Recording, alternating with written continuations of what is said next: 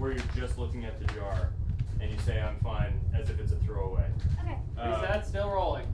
And so we'll start our dolly in as soon as she looks to the jar.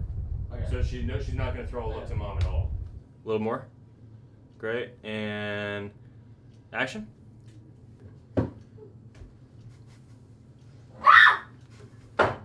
You okay? I'm fine.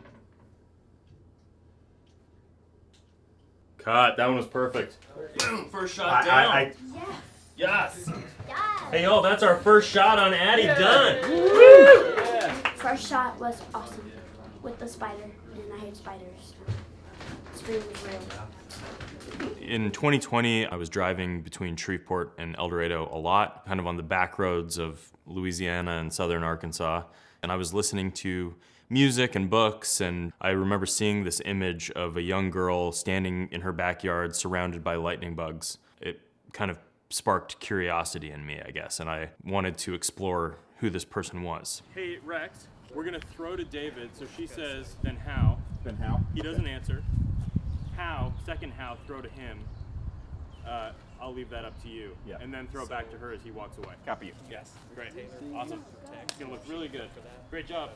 Good first take. When my sister and I were kids, we moved from Canada to El Dorado, Arkansas, and I started thinking about what that move might have looked like for her if I was gone. And it's kind of a dark imagination exercise, but it sort of led to this screenplay.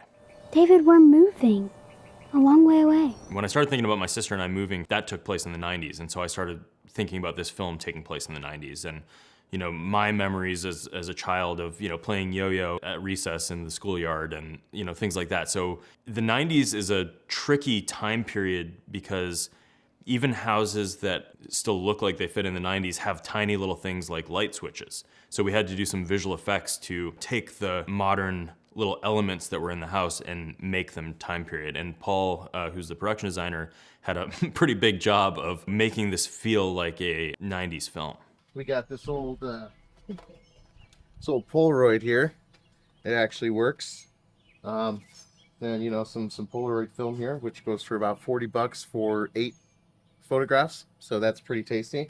One of the things in the script was a tree stump, and the requirement was kind of two children needed to be able to stand on it at once. Sort of written into the story as a central character is this tree stump. And so this house that we found didn't have a perfect tree stump in the backyard. Well, what does that mean? It means that we have to fabricate our own.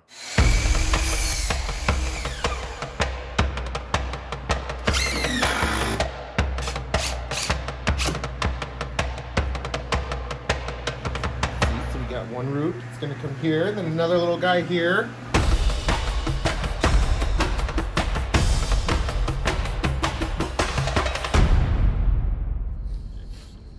Have you ever worked with one of those before? No. Oh. I've never seen that before. I didn't know what I was expecting. Look, there it goes. There it goes. It's gonna back Can up. you see it in like the glass? Yeah. No, I don't. Are so blown out though.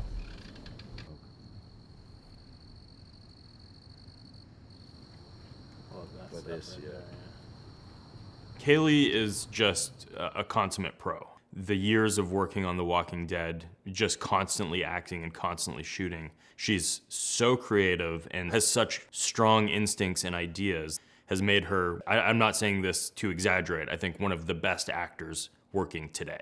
Let's walk through all that. Boom! Got it. The awesome thing about shooting in Louisiana, especially in Shreveport, which is a smaller hub in Louisiana than New Orleans, it still has that love of filmmaking here. Like, people love the idea that movies are shot here. And action.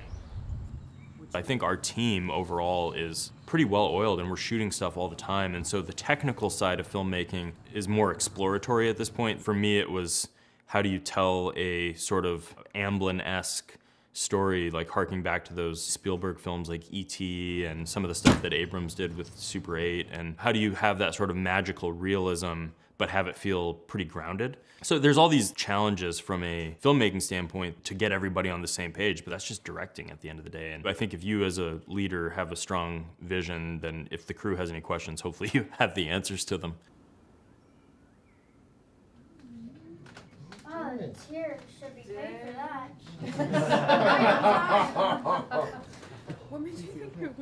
Where are we at? Last shot of the day. Yeah, so this is the Abbey Singer. This is the final oneer that we're going to wrap young Miss Fleming on. And then we are done. And then the margarita. No, the martini. Followed up by margaritas. Action.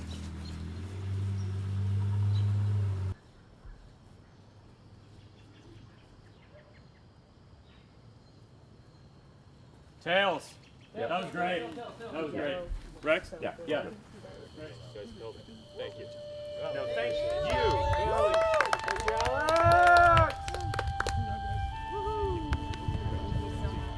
I tend to lean towards, movies that have a message and that maybe kids could learn from. And this story to me is about the fact that the people you love don't go away even after they die.